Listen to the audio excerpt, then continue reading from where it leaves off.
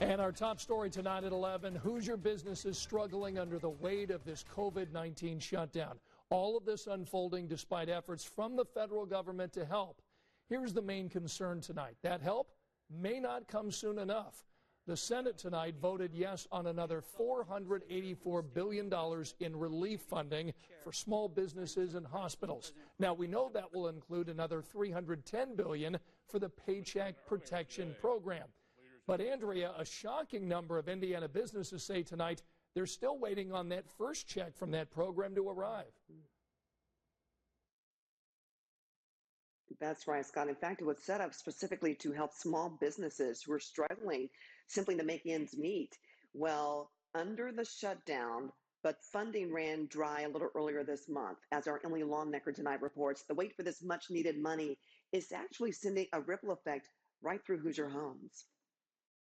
Of doing whatever I can to survive. For small business owner Stephen Call, that's meant recently refinancing the mortgage on his Rushville home that was nearly paid off. I was 10 years from having my place paid off, and now I had to go back to 30 years.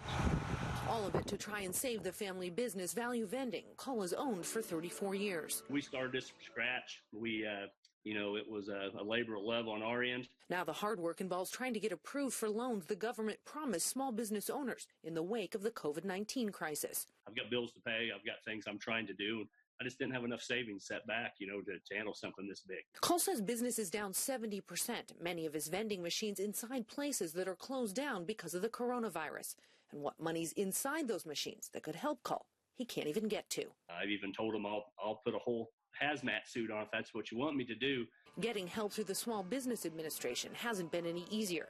First, there was the $10,000 grant through the SBA, the money promised to be available in days. And we found out approximately a week after that whole program had kind of changed. What they thought was a $10,000 grant now might be $1,000. Cole has also applied for disaster loan relief and the Paycheck Protection Plan loan. He's even filed for unemployment, something small business owners were never allowed to do before. We're just looking for whatever's out there. So, unemployment, disaster loan, PPE, they can come up with 6 different other letters to call it.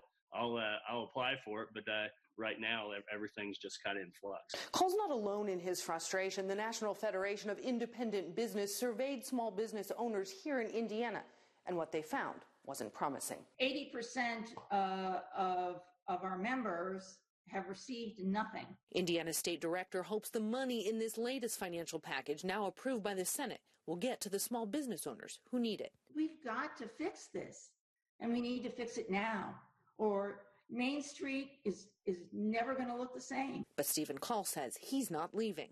It'd be very easy just to give up and shut it down and walk away, and I'm not going to do it. When Call goes to sleep tonight, though, the question still remains, how? Emily, thank you so much. Now, that new relief bill offering more funding to the Payment Protection Program, it goes up for a House vote on Thursday. The president is expected to sign it once it reaches his desk. We'll keep you updated on that story. Meanwhile, tonight, we are now getting a first look at some of the measures the state is now looking at in order to reopen a lot of our local businesses across the state. Things like cleaning protocols, crowd control, and even redesigning workspaces. Today, Governor Holcomb says the state is looking at these potential changes right now so companies can be ready when the state finally reopens. We don't have a date yet, but I'd start, just like a farmer, I'd start tilling the ground right now. I'd start preparing right now so you don't wake up when the time is ready. And by the way, your competitors are open up and you're not. And tomorrow, the state is now getting recommendations from a handful of Hoosier industries as we speak on how to reopen safely, as well as the measures they plan to take. Those are expected by the end of the business day tomorrow. Let me give you a snapshot of where Indiana is tonight. We've had 630 Hoosiers die, including 61 new deaths reported just today. Now, I want to give you some context behind the numbers because you may hear 61 and think, boy, that is a really big increase, but they didn't happen overnight.